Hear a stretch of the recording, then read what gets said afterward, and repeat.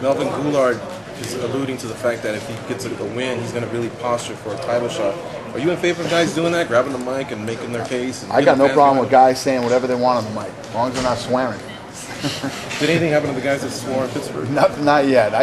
He knew, because I give these guys the riot act before they go, do not swear on free TV, do not swear on free TV. He did it. Do they get a little bit of a pass because you're pretty good at doing that? I am good at doing it, but not on live TV though. You gotta think before you speak. Calm down and think before you speak. But it's bad. It's real bad when you swear on live TV. They can't bleep it fast enough. So it's a big deal. First time it's ever happened, and hopefully the last time. How are you trying to stay on the cutting edge? I know you got the Facebook fights on there. You're obviously big on Twitter, and then obviously with the Spike contract coming up. But what's your sort of future game plan with the broadcast? Yeah, it's not really about being on the cutting edge. It's about the thing that we've always been into is exposing as many people as we possibly can to the UFC and to the fights, the fighters. And obviously, one thing that I love, social media, is being able to talk directly to the fans. And making these fights available on Facebook, these fights really would only be seen in the arena that night by the fans that buy tickets, and then later on shows that we chop the fights up on. So for people to be able to go in and watch them for free, real time, in HD, on your computer, I think it's a big deal. And not just here, but worldwide.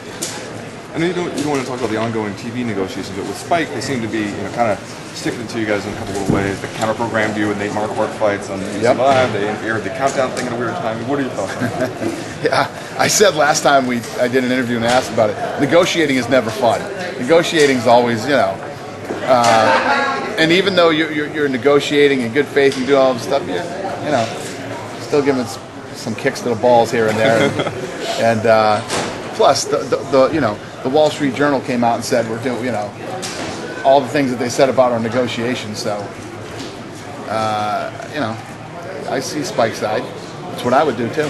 And you guys know I would do that. Dana, we know how you feel about picking fights. Did they just pick a fight with you? They might have. We'll see.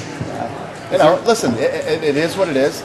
I just said, I would do the same thing that they just did. So, but they seem like I owe you one, Spike. they might be wanting to stay in the MMA business. It's talking about a potential deal with Bellator, that kind of thing. I mean, what do you think about that?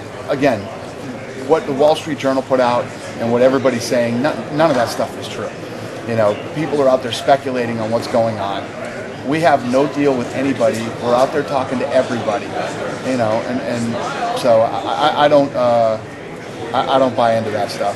When deals are done and everybody does what they're going to do, then we'll see what happens. So the door's not closed to Spike regardless of this stuff. How do you feel about with the headline having the Cruz and Faber headlining this event?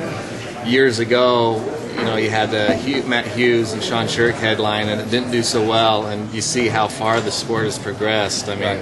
But and BJ and Jens Pulver too. We had them headline when we had the 55-pound division starting, and that's just one of the things that I'm always true to the sport. I don't, if they're the title fight, they should be on the main bill, and they'll go out. They'll put on a great performance on Saturday, and they will continue to grow and get bigger, and people will notice when either Cruz or Faber are on the card. What do you think was the change in the mentality of the fans? To love and accept the lighter. Well, I think it depends on. For instance, at the 55-pound division was so weak, and the smaller guys, they couldn't carry a card. This, that, and then BJ Penn becomes one of the biggest stars and a huge legend in the sport. It all depends on their performance. If these guys, for instance, that card we put on last week on Versus, one of the sickest cards ever. I mean, that card was so incredible. It's the first time in a long time that I've been like, holy shit, for a whole card, the prelims, the finish, it was just such a big night for us. And it's nights like that, these guys go out and perform on Saturday night like those guys did on Sunday night. That's the stuff that gets you to the next level.